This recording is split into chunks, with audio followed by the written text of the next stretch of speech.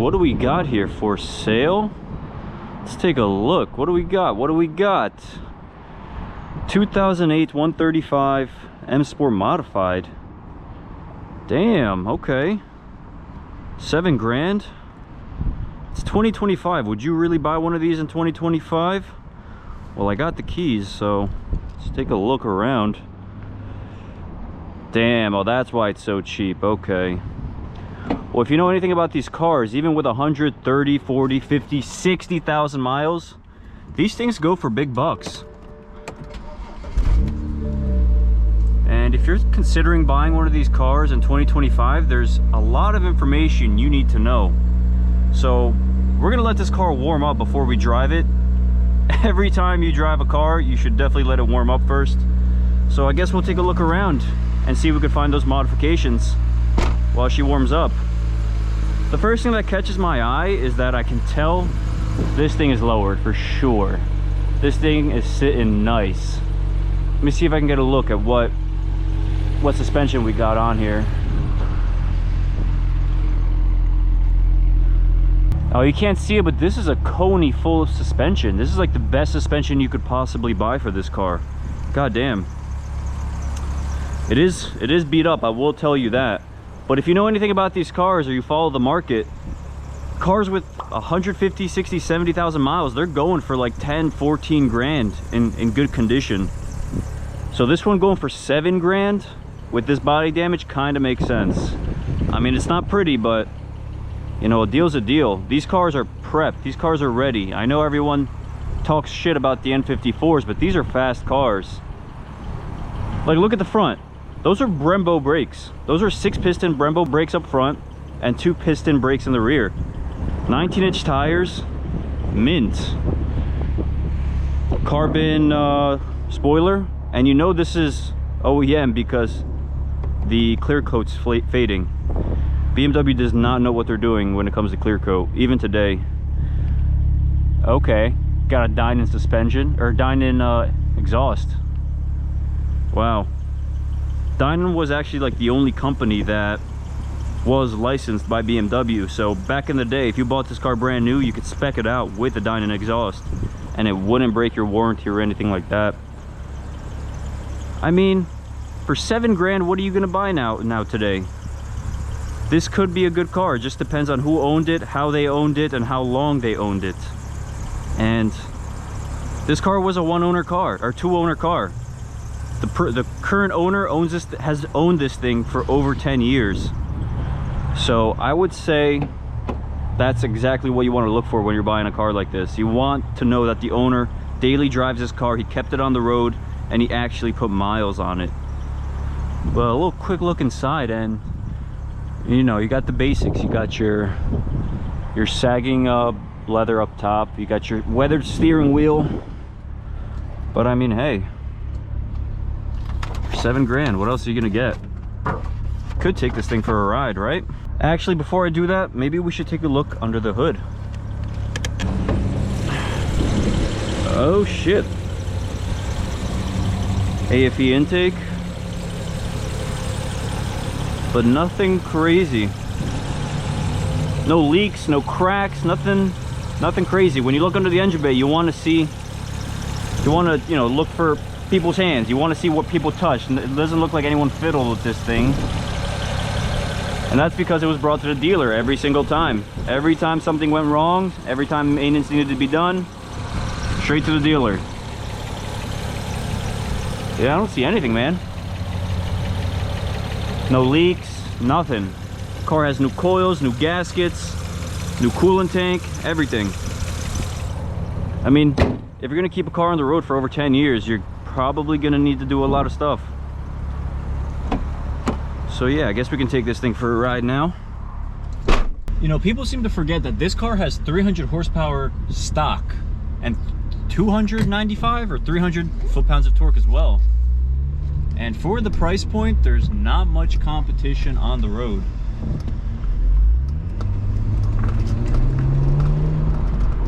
And with that Dinan exhaust, this thing sounds minty, and BMWs are not known to sound well.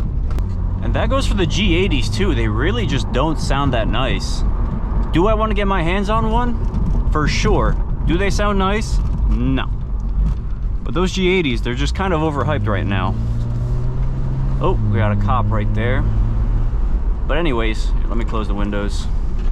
You know, for the price, this car is definitely worth its weight. You know, there's not really many other cars that can do what this car can do for the price.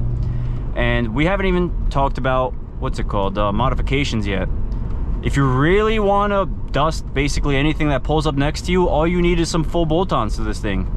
You need a downpipe, an intercooler, and a tune, really. And you're pushing over 400, that's for sure. Let's put this thing in sport.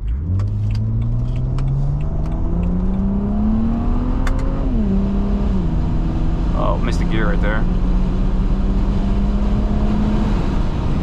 Oh, but this thing hauls ass, and it's stock. That brings me to my first complaint about this car. This sagging window. I don't know, hopefully you guys can hear me, but this thing, it's a common problem for the windows to sag on this thing, but it really is annoying. It does take maybe about a half hour to fix it, but I just haven't gotten around to it. But that's kind of the type of stuff you have to deal with when you're getting into, whether it's a 135, a 1 Series, a 3 Series, or a 5 Series.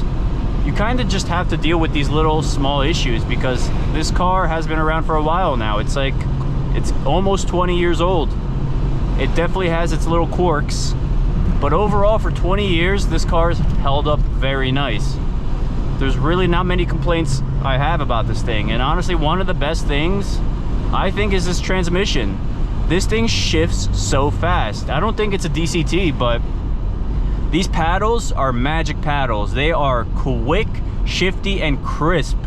If you've gone to like in any other car that has paddle shifters, you've probably noticed that you change a gear and it takes like 4 days to engage the next gear. It really just takes that long. I don't know why car manufacturers put paddles in a car and then the car just doesn't, the paddles are basically useless. But not with this car. This 135 puts these paddles to work. These things are quick.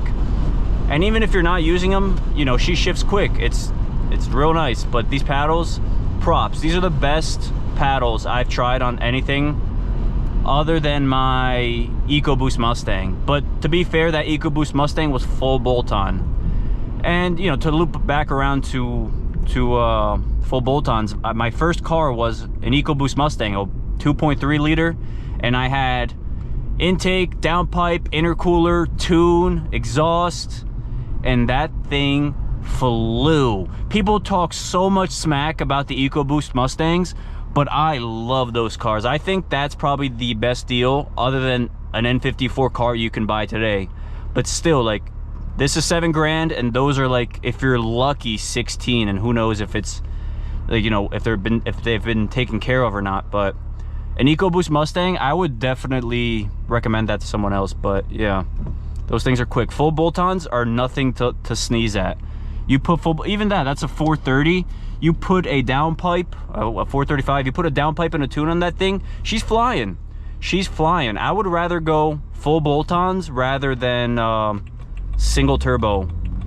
Because if you're gonna single turbo, ah shit, I can't take that.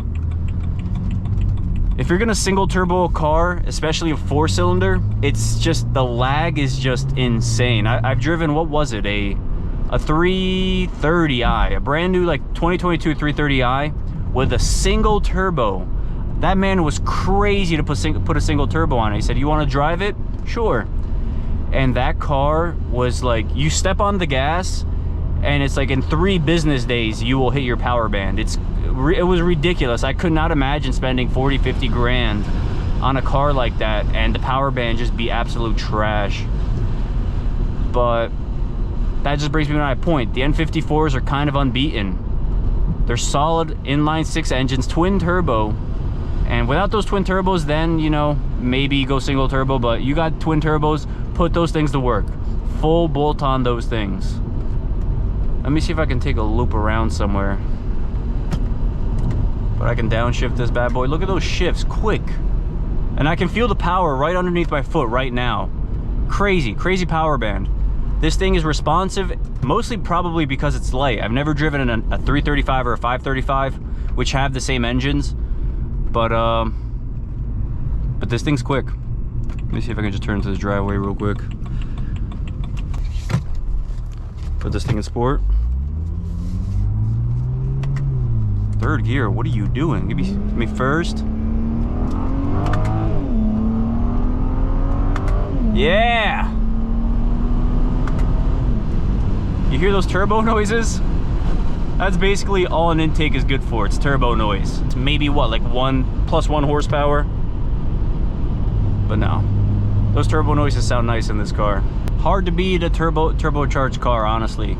The only nice naturally aspirated car that I mess with is my Shelby. I love that Shelby. That thing should be illegal.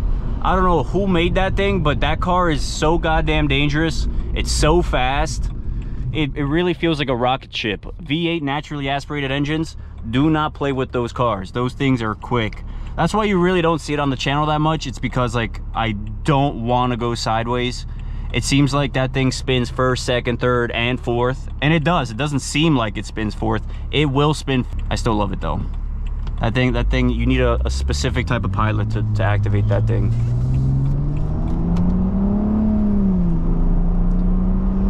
Even this car, this thing will get wiggly. I'm surprised we haven't gotten wiggly today, but I think it's just because it's so hot. Those tires warmed up pretty well. But this is a nice cruiser. Like, for a daily, come on now. Okay, like, what else are you going to daily that can beat that Honda Accord, that can beat basically your average everyday traffic? Not only are you gonna beat that everyday traffic, it's gonna be cheap to do so. Damn, bro, my GoPro just died on me. This is my first time using the GoPro Hero 13 Black, like the best one you can get. And this thing died on me. That's crazy. Everyone told me, get the DJI, get the DJI. I said, nah, GoPro's the best. I completely lost my train of thought. I am so sorry. But yeah, let me know if you think this GoPro footage is any good. All my other videos have been filmed on a GoPro 6 and 7 Black, right? Can you believe it? Barely, not as many problems. This is my first time using this GoPro 13 and we got problems. That's crazy to me. I literally pulled over because I'm not losing footage, because that's ridiculous. But yeah, we were on transmissions. I completely forgot. The transmission in this thing is super slick. But yeah, I don't know what to tell you. With this car for 7 grand, you're not really gonna find too much competition. It's got hella horsepower. The transmission shifts quick. The parts, you can find parts for this thing all day. And the most people that complain about these cars and say they have problems and just say they're all around bad cars, they're usually like, you know, 16, 17, 18-year-olds that it's their first car. They have to drive it every single day. They don't take care of it. But you got to remember, this is a high performance car. This is a high compression engine, and you have to treat it like a high compression engine. Like, before we even let the car warm up, and I feel like that's something that a lot of people don't do. They don't warm up their cars. You need to warm up your cars. Please, whatever you're driving, do me a favor and warm up your car. Let it sit, let the oil circulate through the engine, and let the oil warm up.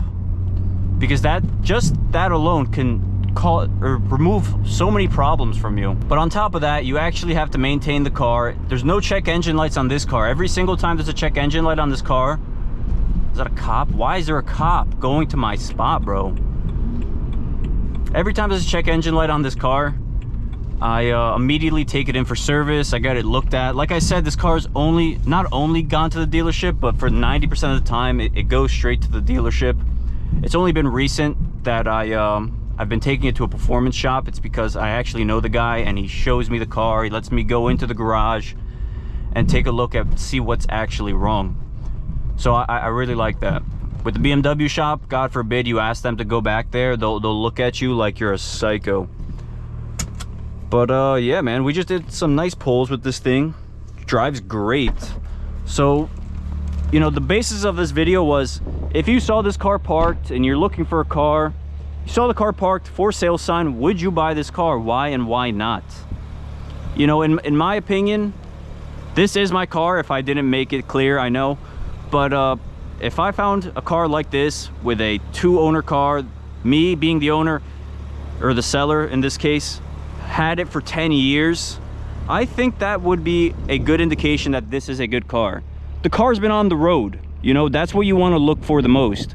If you look up N54s, 135s, or 335s on Facebook Marketplace right now, like half the listings say, oh yeah, sat for a year but runs. What do you mean sat for a year and runs? The car doesn't run. That's why it's sat for a year, dog.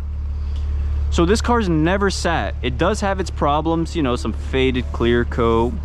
We got some bended trim. Faded clear coat again. BMW just, I don't know what they're doing with their clear coats. Even the F80s just have problems with their clear coats, and those are like a decade newer. But yeah, it's an all-around good car. Like I said, this car's going for $7 grand, all because of these bumps. All done by my sister in the driveway. Leave it to female drivers to ruin something so nice. Because before these bumps, this car was nice. It was clean. And if these bumps weren't there, all I would do is spray a nice layer of clear coat around the whole thing, because the paint's fine, but the clear coat is toast. All you gotta do is sand that Johnny down and lay some clear coat on top, buff it out, and you're set. But this car, being on the road as long as it has, you know, it's got its battle scars. I don't know what happened there, but you just got some cracking. This would be pretty easy to fix if you're a handyman, if you're a body guy, but you know, I really don't have too much experience doing that. If it wasn't right here, I would probably just do this project myself. New bumper, can't be that much, but yeah, you know, I'm not really in love with this car anymore. This car has been in my possession for like a decade now, and I just kind of fell out of love with it. It's been a daily driver. It's not supposed to be my project car, so that's why I really have been putting it off and not really attending to this body damage or anything like that. I mean, if this video somehow gets like 1,000 likes, I will redo the whole car. I will fix everything. I'll do a brand new paint job, get rid of the bumps, new clear coat, maybe even some new wheels, even though I do really like these Msport wheels. But yeah, this car is pretty nice. If you're interested, you just let me know. Type in interested in the comments.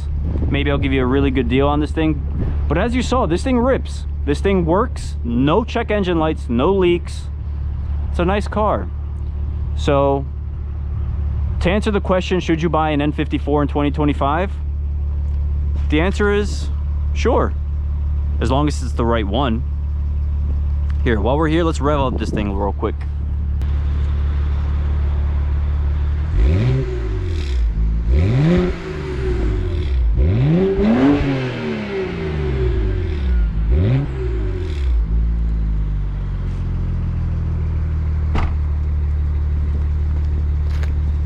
She sounds nice, dog. She really sounds nice. What a nice car. I'm not gonna lie. Should you buy an N54 in 2025? Let me know what you think. What are your biggest concerns? And what are you driving now? What's better than an N54 in 2025 for $7 grand? There's nothing out there on the market. I'm looking for a new project car. There is nothing out there for $7 grand. You got something interesting? Let me know. Hope this video helped you out in any sort of capacity. Drop a like. Thanks.